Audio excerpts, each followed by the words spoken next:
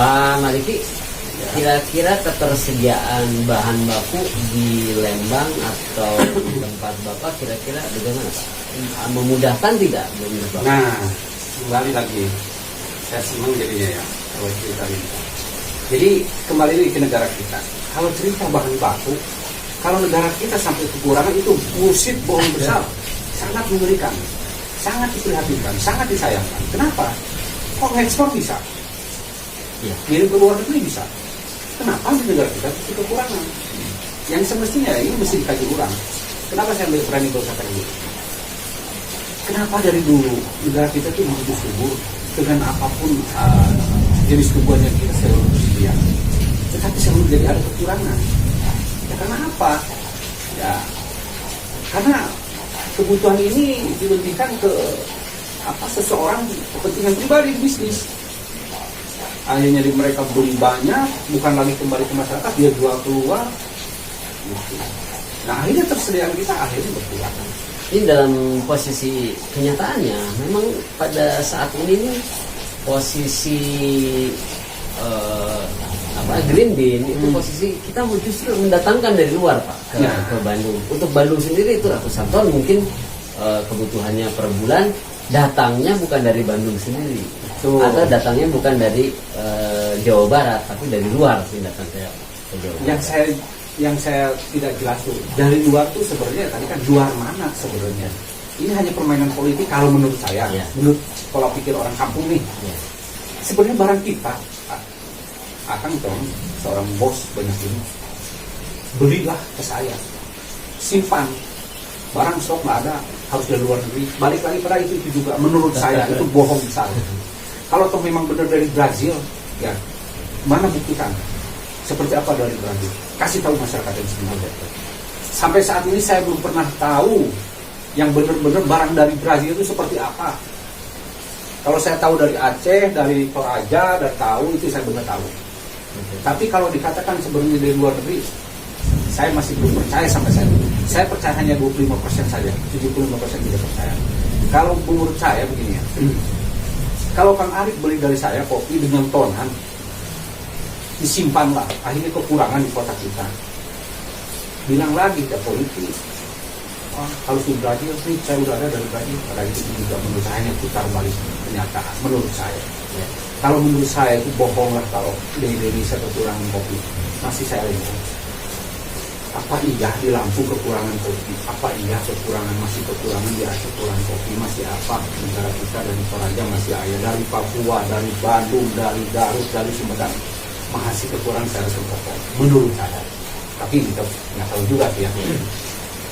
Tapi kalau seandainya negara kita sampai kekurangan, sangat disayangkan gitu. Nah kalau untuk bahan baku kami sendiri di rumah produksi ini memang kapasitasnya masih kecil. Alhamdulillah sampai saat ini belum pernah berhenti.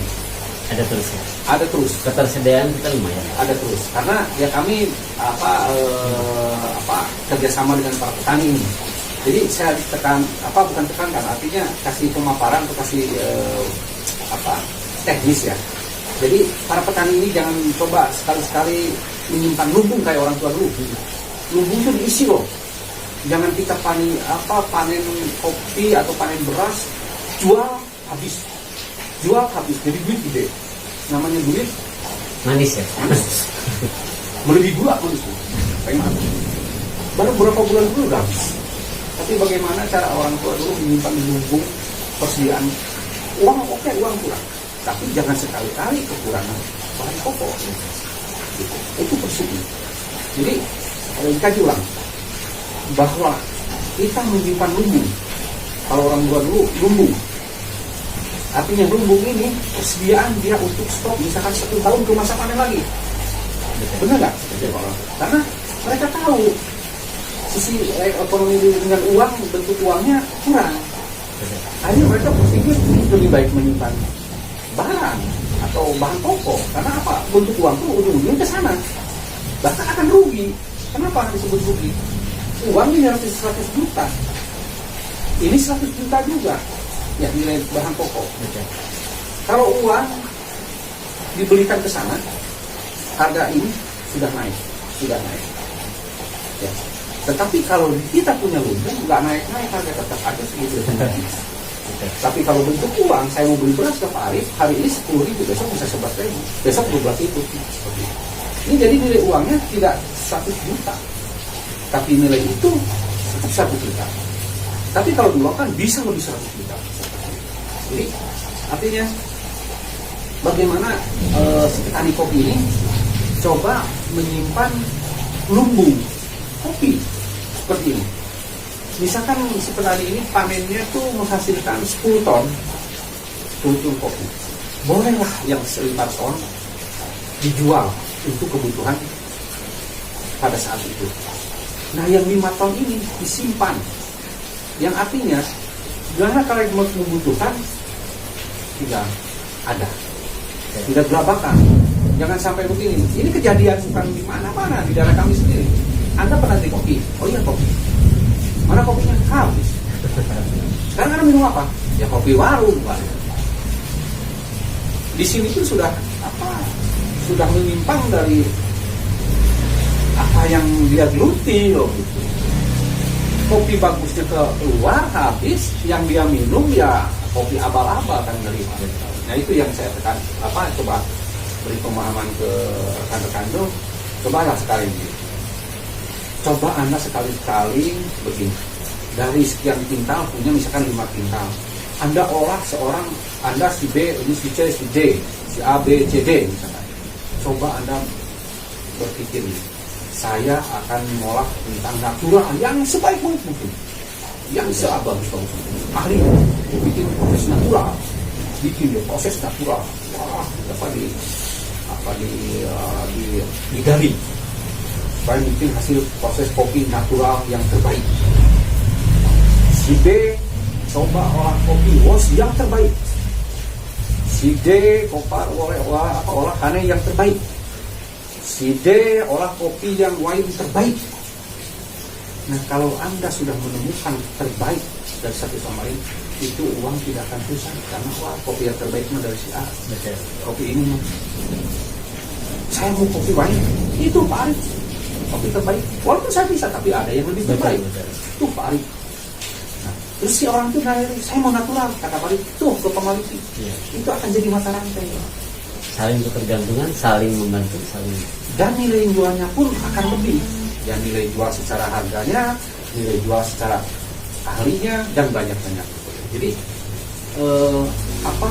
coba berpikir untuk menjelang ke masa panen itu harus ada yang diputar uang ini, harus sampai ke sana. Berarti 9 bulan kemudian kita baru menumpang peti kopi lagi. Nanti 9 bulan ini harus dipikirkan. Jadi kalau kita nyimpan misalkan 5 kintal, 1 kilonya katakan 50.000. Berarti kalau kita punya 5 kintal 25 juta, kurang lebih seperti itu ya, 25 juta. Nah, itu kan cukup mungkin untuk menjelang. Jadi jangan habis sekali itu. Boleh ada yang punya 10 tahun jualnya untuk belanja kebutuhan apa. Nah, mungkin hidup 1 tahun gitu. Ya, ini 1 tahun. Contoh gini, saya tidak tanam kopi kok sekarang, tapi saya tanam terus. Penghasilan kalau dikali-kalikan tadi, ya, Anda Pak Arif sendiri misalkan panen itu tadi 5 ton, katakan dijual harganya 8.000 buah, kali 5 ton berapa sih? 40 juta ya. Itu kan kotor Pak. Kotor misalnya. Sekarang kotor, biaya operasional biasa pemetik dan segala macam, sisakan bersih 5.000 rupiah kali 5 ton, berarti hanya 25 juta ya kan. Berapa orang yang ngurus? Katakan 3 orang, yang ngurus. 25 juta bagi 3 orang, berarti kurang lebih 8 juta ya kan. 8 juta bagi setahun Pak, 8 juta bagi setahun berapa sih Pak? Katakan kurang lebih ya, 600 lah ya, 700 lah katanya, 700.000 per bulan. Kecil banget Pak. Kecil banget. Tapi saya bukan sombong, maaf, artinya cara perputaran masalah usaha ini, saya dengan olahan 3 kilo per hari tidak pernah Pak. 3 kilo per hari. Ya, saya bisa gaji kok 4 orang. Luar biasa. Tidak capek lagi, tidak harus pergi kebun. Artinya kita bisa gaji 500.000. Yang kerja hanya beberapa jam, dari maghrib sampai jam 7 sudah beres. Ya pengen cepat ya mereka kerjakan. Yang penting saya tidak mau tahu hari ini perlu segini, beres nambah. Mau 1,5 jam, mau 4 jam silahkan. Pokoknya beres. Nah mereka menghasilkan 500.000 hanya 1 jam Pak. Nah itu 700.000 harus tahun-tahun Pak. Harus begitu. Bukan menyalahkan, bukan artinya bukan salah, bukan. Tapi artinya bagaimanapun petani pun harus meningkatkan penghasilan pertanian ini sedemikian rupa. Karena kalau pola-pola ini saya rasa banyak yang belum kita karena tidak sesuai artinya. Jadi kalau toh memang mau tani kopi, jangan dibikin pokok untuk kehidupan sehari-hari. Kalau memang tani kopi ini ya untuk tabungan, harus ada usaha yang lain. Kecuali ya, diolah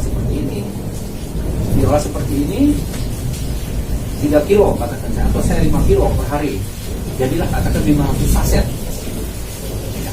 Kali harga kecilnya aja misalkan 500 saset kali kecilnya Rp2.000 sudah 1 juta Pak. 1 juta per hari. Nah sebulan 30 juta, jauh dengan itu Pak. Itu 22 juta setahun, saya 30 juta 1 bulan, jauh banget. Jadi artinya dengan olahan seperti ini ya mungkin dari tadi petani itu ya mereka pun bisa bawa lagi kopi saya, jual lagi mereka, ada akan jadi tambahan begitu Pak. Tinggal bagaimana cara menyiasati orang jadi kreatif kita juga. Betul ya, karena ya Pak Arik sendiri dulu kan dengan ini kan hasil dari kreatif. Mungkin sebelumnya saya rasa Pak Arik tidak sekolah di sini kan, tidak, mungkin sekolahnya di bagian pertanian. Nah apakah tadi saya katakan kembali, apakah iya sekolah atau akademisi ini selalu menjamin kita menjadi penghasilan dari akademik itu? Ya karena apa? Ya saya berkaji itu banyak contoh, tidak selalu harus mengandalkan akademisi atau di sekolah. Ilmu yang perlu, kita kreatifan jangan dibanding-bandingkan itu, karena nantinya kesian. Karena kan gini Pak, kalau boleh saya ngomong, yang sekolah di Indonesia ini atas dasar kecintaan atau memang keterpaksaan, kan ada dua motif. Mungkin di keluarga ini terpaksa ya kuliah daripada orang di kolot atau mau berpendidikan, tetapi tidak kurang juga yang kuliahnya atau sekolahnya monoton, terus sesudah kuliah ya bingung juga mereka mau kemana. Nah manakala ini mereka sekolah, keluarlah menjadi misalkan dokter Andes, setahun kemudian ada dokter Andes yang baru kan, bersaing lagi. Bersaing. Manakala ini setahun ini dia pasti sudah dapat penghasilan, siap tersaing sudah ada yang saing sudah menunggu. Ini yang menjadi permasalahan. Nah itu. Jadi kalau ilmu tidak ada yang salah. Semua ilmu bermanfaat. Yang tidak bermanfaat adalah ilmu tidak dimanfaatkan. Jadi bahasanya. Semua ilmu bermanfaat. Tapi yang tidak manfaat ilmu tidak boleh dimanfaatkan. Jadi artinya gini, apakah kita sekolah perhotelan terus kita jadi di lain perhotelan, apakah itu punya dosa? Tidak. Banyak orang sekarang sampai di TV saya lihat dia udah S3, bahkan dia simpan S3-nya, bahkan dia jual hanya nasi uduk Pak. Kamu mengatakan gelar ini apakah gengsi, harus sama gengsi? Apa iya anak keluarga kita perlu kita harus dengan gengsi Pak? Tidak juga. Caranya bahkan dia sukses hanya generasi muda. Jadi toh di negara kita ilmu tetap perlu, tetapi ya minimal kreatif dulu lah. Dari kecil itu datangkan ke anak-anak kita kreatif. Ya artinya kreatif itu walaupun tidak sekolah perhotelan, tapi kita biasa benar-benar diri di rumah atau acara itu adalah rumah itu adalah bagian hotel loh. Lebih hotel berbintang sebenarnya di rumah itu kalau boleh kita ke sana itu. Nah, kembali lagi. Masalah bahan baku, kalau bahan baku itu kalau untuk saya saat ini ya sangat-sangat tidak takut lah ya. Mudah. Tidak takut, mudah lah. Karena apa? Karena ya dan tidak hamparan tanah kita tuh tidak berbeda jauh Pak. Baik tangkuan dari daerah Tangkuban Perahu, baik dari Pangalengan, baik dari Garut atau dari mana itu hamparan tidak beda jauh. Ya, tidak beda jauh. Karena tanah itu adalah sama, judulnya tanah tropis. Yang membedakan hanya ini juga gunung berapi dengan yang tidak itu aja. Tapi pada dasarnya rasa kopinya tidak beda jauh. Tidak. Yang harus yang kita cermati itu bagaimana kopi ini olahan jadi cita rasa punya tersendiri. Nah, karena maaf Pak, kalau misalkan sekolahan itu bukan cita rasa, karena Fred di doktrin Pak Arif harus ala barista ala sekolahan harus begini, aturan mainnya harus begini, harus begini, harus begini. Nah kalau kita rasa bangsa Indonesia yang seperti itu enggak seperti itu, karena tadi itu harus kejelian juga dari sisi bahan baku itu, karena bahan baku di negara kita tuh